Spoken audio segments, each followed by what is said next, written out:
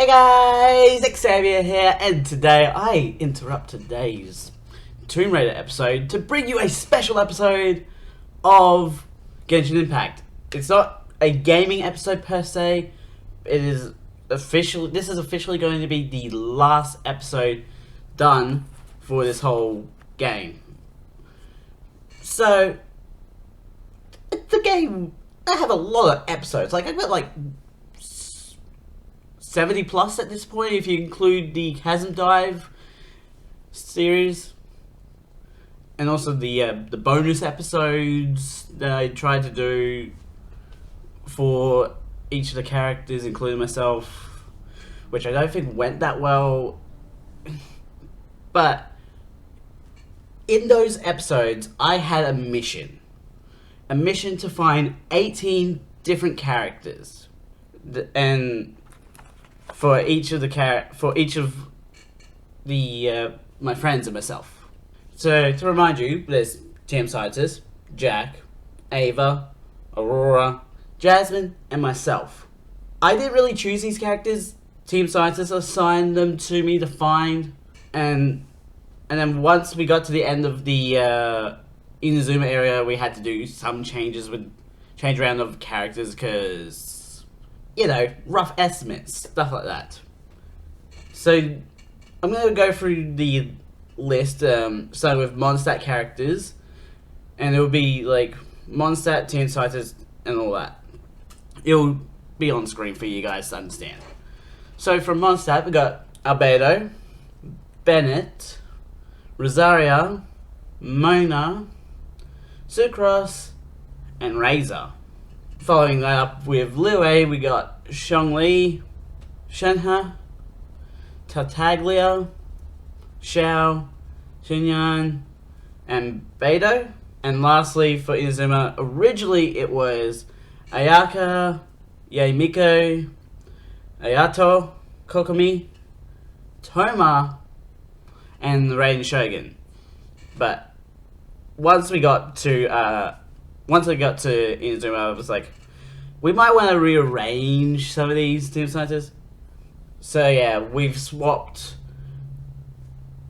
some characters around, and we actually added in a different character. So for Team Scientists now is Ayato. It's still Yaemiko for Jack. It's Ito for Ava now. Ayaka for Aurora. And Kokomi for Jasmine, and still Raiden Shogun for me. Honestly, what we built here was a really good list. And I feel like I need to go through why each one is. I do have a purpose for this episode. I'm going to be rating all of them, in my own opinion. So for Team Scientists, we got Beidou, Zhongli, and Ayato. I guess the main inspiration for those were just pure intelligence, which Team Scientist does pride himself a bit on, because like Albedo is a scientist, Zhongli is the Geo Archon, spoilers for Genshin Impact, and Ayato is the commissioner of the Kamisato clan. For Jack, he's got like Bennett is mostly because of bad luck, which I think Team Scientist is like thinking of Jack's being really unlucky in life. Shenhe, which like I'll get to her in a moment, but her story is really surprising, and the main reason she was originally chosen was because of her isolation. And then you got Miko, who was chosen because of the description in the first place described her as a person with different people she goes, different names she goes by, which was not really the case, but she is a busy person, so we still got that.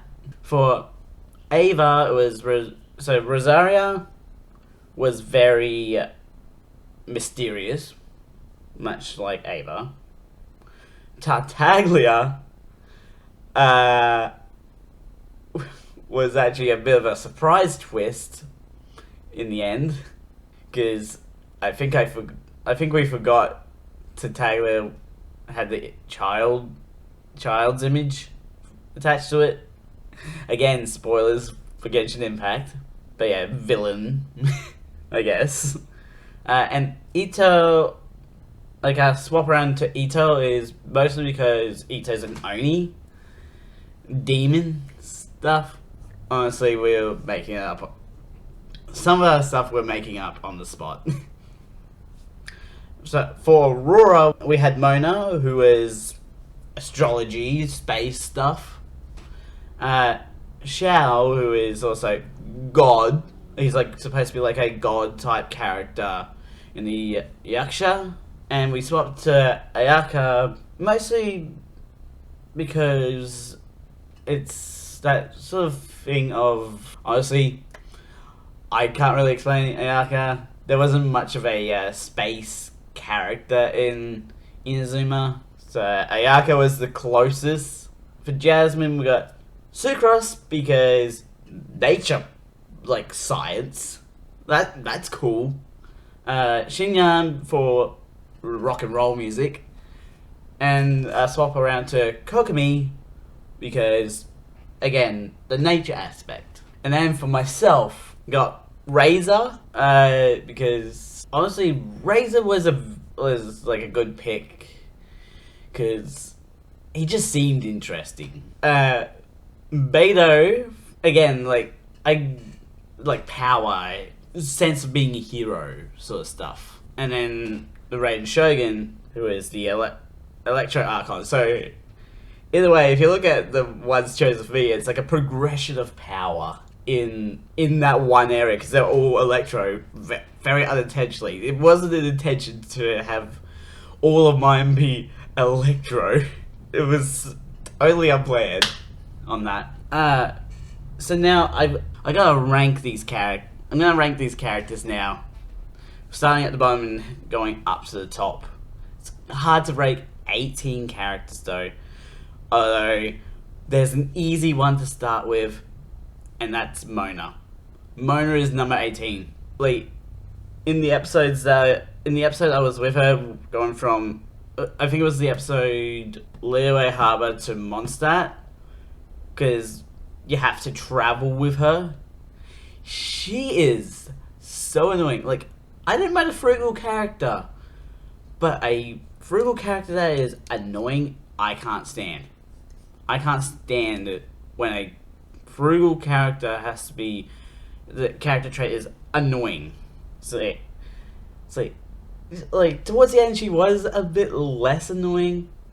I'll give her that at least. But when you got a character named Glory who is blind, that is better. You really messed up. She felt like a Karen. Next up, I'm gonna have to say Xinyan, mostly because we didn't get story with her, but I did get her character to use, and I love her character. Like, character design, awesome. Although, character design is not going to play much of a fact in the listing here because all of them look so cool. That's really all I thought of so far. Like, if I had to pick the next one, they're all characters that play a role in the story in some way. I guess Bennett would be the next one because he doesn't really have an impact on the story. He's more of a side story thing. Although later on we do, like, there are some side stories affect the main story, so I can't do anything there. But yeah, probably Bennett would be number 16, just for the impact on the story that he has. It's very minimal. Who would be next? I might have to say Albedo, because again, I don't think he has much of an impact on the story, and his big character trait is painting. So probably number 15 I would have to say is Albedo, and then follow that up with Sucrose at 14, because both of them don't really have much of an impact on the story. Now I'm getting to the characters that sort of do. Oh, I don't know if I should put Kokomi so low, because when I first saw her character, her voice was... Actually, no. I think for most of it, her voice annoyed me. But I don't want that to be such a superficial reason. I'm gonna have to do that. I'm actually gonna grab a pen and write down numbers next to the characters here. So yeah, Kokomi is coming in at a nice 13. As mysterious as Rosaria is, she didn't have much of an impact on the plot. So I'm actually gonna swap around Rosaria for 13 actually, and put Kokomi at 12. Because again, it's impact to the plot. Although I do have a character here that makes a massive exemption to that rule, mostly because of how cool they are. Actually, I might... Ooh, Ayato didn't have much impact on the plot either.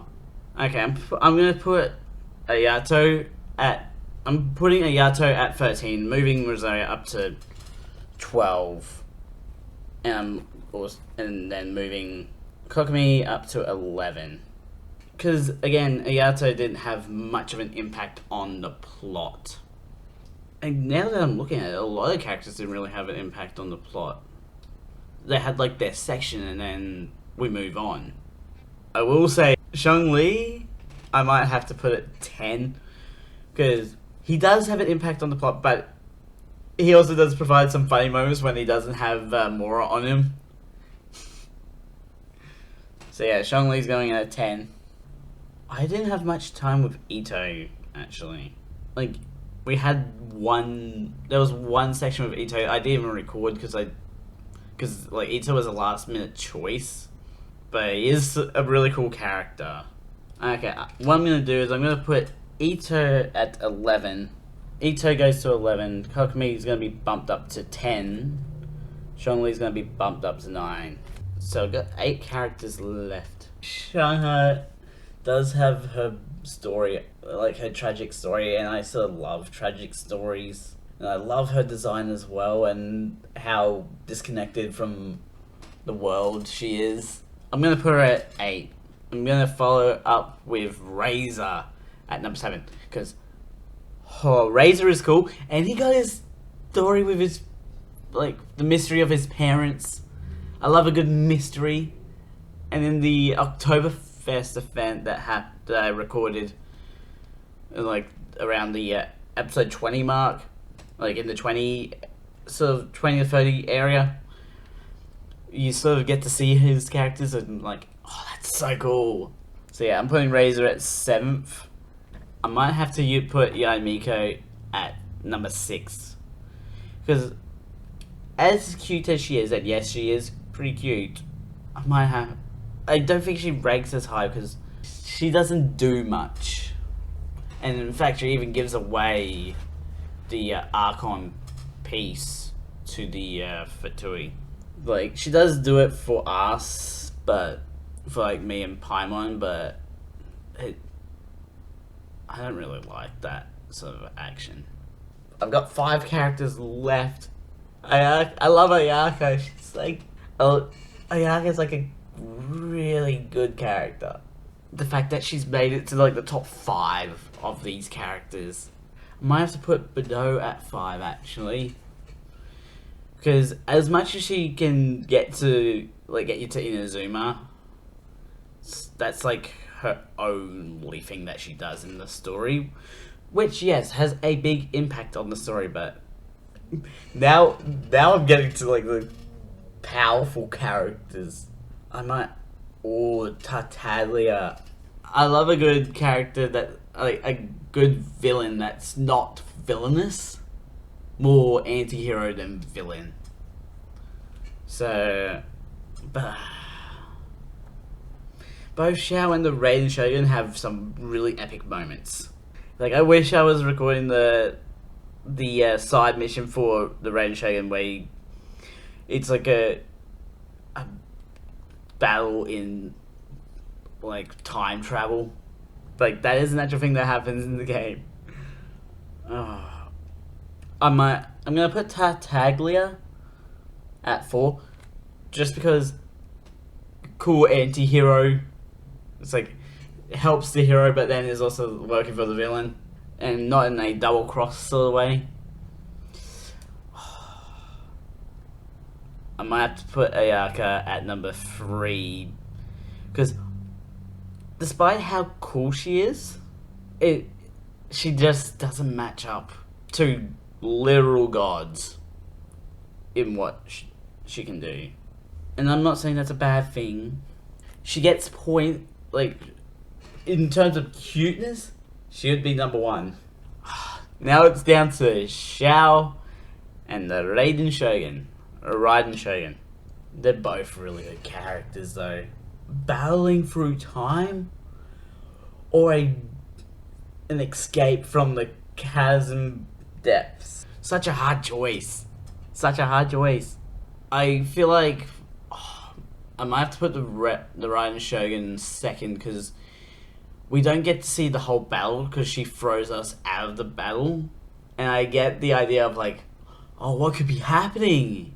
It's like, use your imagination to think what could be happening, but I'm like, nah, I'm not much imagination is not my strong suit.